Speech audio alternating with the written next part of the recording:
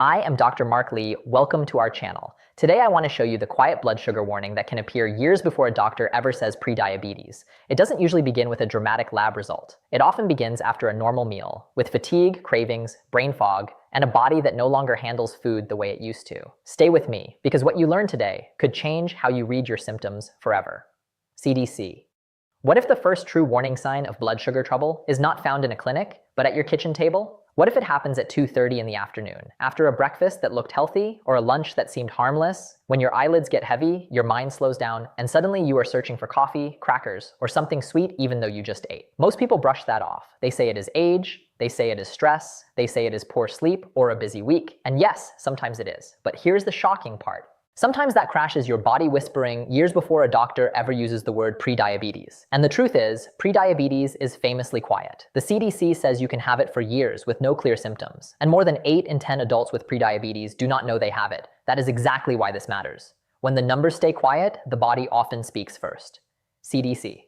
So today, I am going to give you 3 things. First, the hidden warning that many adults over 50 miss. Second, the real reason it shows up so early. And third, the practical steps that can help you steady blood sugar before fear, panic, and extreme dieting take over. And wait for it, because near the end, I am going to show you the simple 7-day test you can do at home. Not to diagnose yourself, but to walk into your next appointment with evidence your doctor cannot ignore. Let me introduce you to someone I will call Linda. Linda is 68. She is not reckless with food. She is not drinking soda all day. She is doing what millions of people do because it sounds reasonable.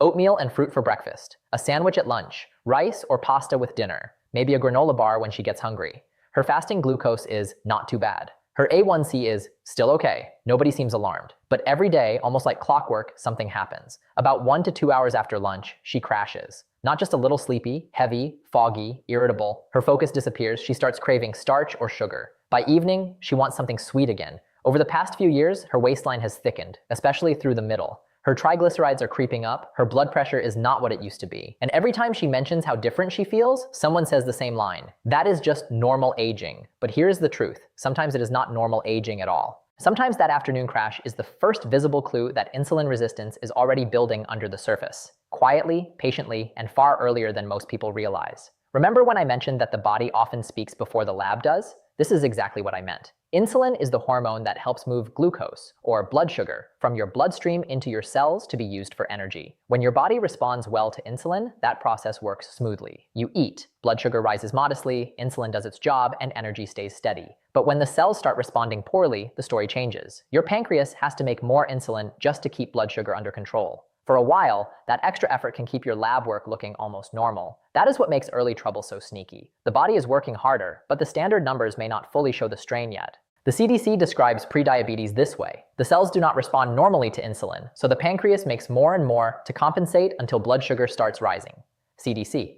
This is why so many people miss the earliest stage. An A1C is useful, but it is an average of roughly the past 3 months. A fasting glucose is useful, but it is one single snapshot, usually taken after an overnight fast. Those tests matter. I want to be very clear about that, but an average can hide spikes, and a snapshot can miss the whole movie. CDC ed. And the movie often starts after meals. Doctors call it post-meal or postprandial blood sugar. Same meaning. What happens to your glucose after you eat? In the early stages of metabolic dysfunction, that is often where the first cracks begin to show. Not necessarily in a dramatic diabetic range, but in unstable swings, exaggerated rises, and the symptoms that follow them.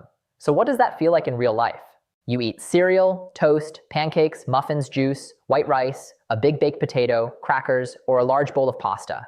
At first, you may feel fine. Then you get the wave. Up, then down. You feel sleepy. Your focus slips. You become hungry again too soon. You want caffeine, sugar, or another carb hit just to feel normal. That is the warning. Not a diagnosis, a warning. And you will not believe how often people dismiss it because the meal looked harmless. That is one reason this problem hides so well. The food does not look dramatic. The lab does not look dramatic. But the pattern is telling a story. Now let me give you a powerful distinction. That after-meal slump does not automatically mean your blood sugar has dropped dangerously low. It often means your blood sugar handling has become unstable. Your body is overworking to do a job it used to do gracefully. In plain English, the system is getting less efficient. After 50 and especially after 60, that becomes even more important. Because aging changes the entire equation. We naturally lose muscle as we age if we are not actively using it. And skeletal muscle is one of the major places the body disposes of glucose after you eat. In fact, research describes skeletal muscle as the principal site of insulin-stimulated glucose uptake and a primary driver of whole-body glucose control. When muscle declines, glucose handling often gets worse. PMC. That means the same sandwich you handled well at 42 may hit very differently at 68. Then add in lighter sleep, more sitting, more stress, possible weight gain around the middle, less daily movement, and often more medications. Suddenly, the body is being asked to manage blood sugar with fewer metabolic advantages than it had before. And that belly fat around the middle, that matters more than most people think. The most dangerous type is called visceral fat. That is the deeper fat packed around your organs. It is not passive storage. It is biologically active tissue, and it is strongly linked with inflammation, insulin resistance, metabolic syndrome, and fatty liver. So when someone says, "My weight did not change much, but my waistline did," that gets my attention immediately. PubMed. Because sometimes the waistline changes before the blood sugar label changes. And this is where the biggest mistake happens. People wait for the obvious signs: excessive thirst, frequent urination, blurry vision, a doctor saying, "Now you have prediabetes." But long before that moment, the body may already be whispering, "I do not handle meals the way I used to." That is the phrase I want burned into your memory. I do not handle meals the way I used to. If that sounds familiar, keep listening, because the next part is where this gets very real. Not every afternoon slump means insulin resistance. Poor sleep can do it. Thyroid issues can do it. Anemia can do it. Certain medications can do it. Depression can do it. Even dehydration can make you feel worse after a meal. Sleep loss, in particular, is strongly linked to reduced insulin sensitivity in research. PMC.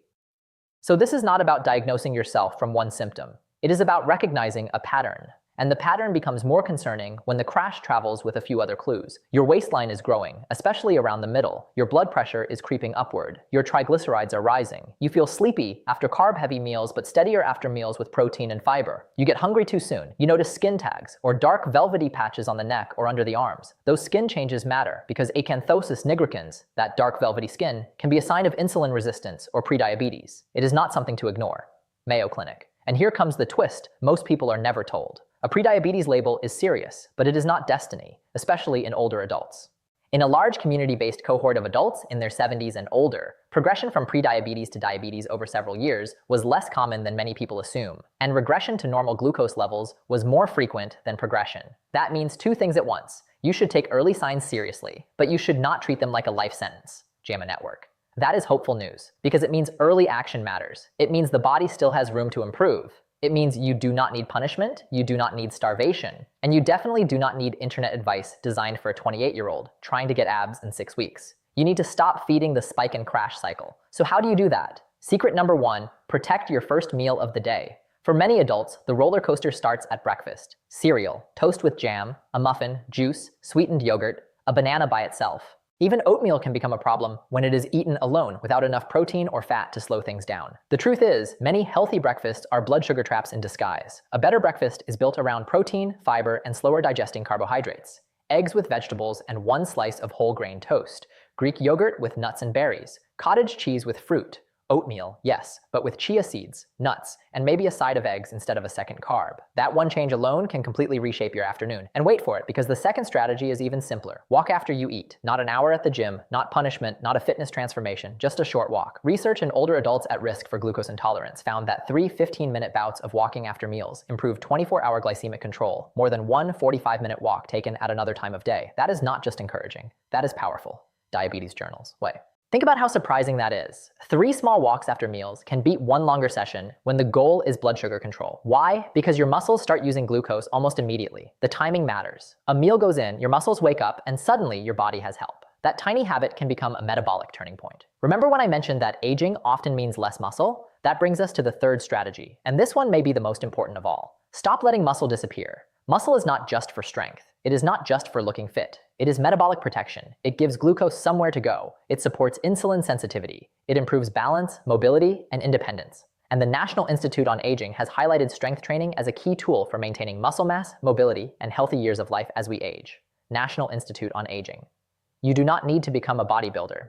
You need to tell your body, keep this muscle, I still need it. That can mean resistance bands, chair squats, wall push-ups, light dumbbells, supervised gym work, or bodyweight training adapted to your level. The goal is not heroics. The goal is preservation. Because here's the shocking part. If you lose muscle while also gaining belly fat, blood sugar control can get harder even if your total body weight does not change very much. That is one reason some people say, "I do not understand it. I am not heavier than I used to be, but I feel worse." Body composition changed, even if the scale did not tell the full story. Now let us talk about the question many viewers are probably asking. If early trouble can hide, what should I ask my doctor? Do not stop at, "Is my A1C okay?" Ask, "What was my fasting glucose?" Ask, "What are my triglycerides and HDL doing?" Ask, "Has my waist circumference changed?" Ask, "Could my symptoms suggest insulin resistance even if my A1C is still normal?" And if you are older, borderline symptomatic, or high risk, ask whether an oral glucose tolerance test makes sense. NIDDK and ADA both list A1C, fasting plasma glucose, and the oral glucose tolerance test as valid ways to detect prediabetes and diagnose diabetes. Different tests can reveal different parts of the picture. NIDDK.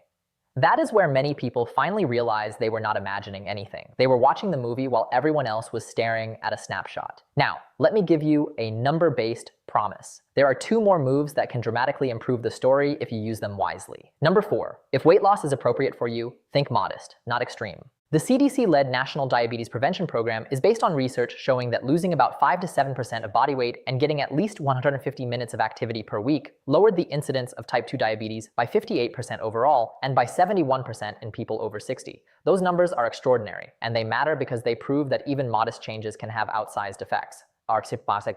CDC. But here is the part many channels get wrong. That does not mean every adult over 60 should chase aggressive weight loss. If you are frail, under-eating, losing muscle, recovering from illness, or dealing with kidney disease, harsh dieting can backfire badly. In older adults, protecting strength and function is not optional. It is central. Your goal is metabolic resilience, not punishment. Number 5, stop fearing all carbohydrates and start understanding them. A plate of beans, vegetables, fish, and a modest serving of rice behaves very differently from a bagel with juice. Lentils behave differently from cookies. Berries behave differently from sweetened cereal. Carbs wrapped in fiber, protein, and real food usually move through the body more slowly and create a steadier response than refined carbohydrates eaten alone. You do not need perfection, you need fewer spikes. And that brings me to one of the biggest pattern interrupts in this whole discussion. Sometimes the most damaging meal is not dessert, it is breakfast. You will not believe how many people spike hardest from the meal they think is the healthiest because it is low fat, high carb, quick, and convenient. That is why so many older adults feel like they are doing everything right and still crashing by early afternoon. The truth is, timing, composition, and pairing matter. Protein matters, fiber matters, movement matters, muscle matters, sleep matters. And yes, stress matters too, because when stress is chronic, the body becomes less metabolically flexible. It is harder to regulate appetite, harder to sleep deeply, and often harder to keep blood sugar steady. This is why the answer is never just one magic food or one miracle supplement. It is the whole pattern. Now I want to circle back to something hopeful, because this is where fear usually tries to enter. The body often responds beautifully when you intervene early. A steadier breakfast, a 10 to 15-minute walk after meals, strength training 2 or 3 times per week, more protein, more fiber, less refined starch by itself. Better sleep, better questions. That may not sound flashy enough for the internet, but it is exactly the kind of shift that can change the trajectory before things get worse. And remember when I mentioned that insulin resistance is bigger than blood sugar alone? This is why. Insulin resistance often travels with high blood pressure, abnormal triglycerides, low HDL, visceral fat, fatty liver, and increased cardiovascular risk. So even if someone says, at least it is not diabetes, that misses the bigger issue. This is also about energy, hunger, inflammation, and how the heart and brain age over time.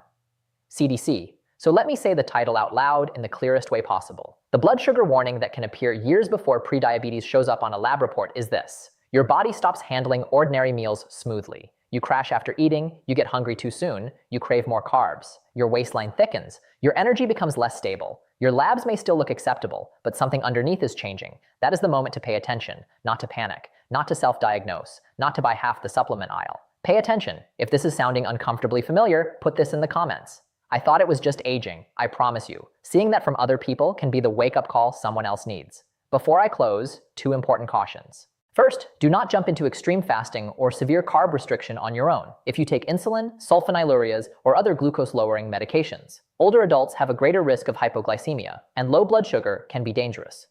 Diabetes journals. Second, do not chase weight loss so aggressively that you lose muscle, stability, and independence. After 60, preserving function is every bit as important as improving labs. And now, here is the promised 7-day test. For the next week, do not track calories. Do not judge yourself. Do not try to be perfect. Just observe what happens 1 to 2 hours after your meals. Were you alert or sleepy? Satisfied or hungry again? Clear-headed or foggy? Calm or craving sugar? Then take that list to your doctor and say, my numbers may look okay, but my body is telling me something. Can we look deeper? That one sentence can change the entire conversation. Because sometimes the most important warning does not arrive as a diagnosis. It arrives as a pattern you have been living with for months, maybe years, while calling it normal. It may not be normal. It may be early. And early is where your power is. If this opened your eyes, subscribe, because in the next video, I am going to show you the breakfast mistake that causes some of the biggest blood sugar spikes in adults over 60, even when the meal looks healthy.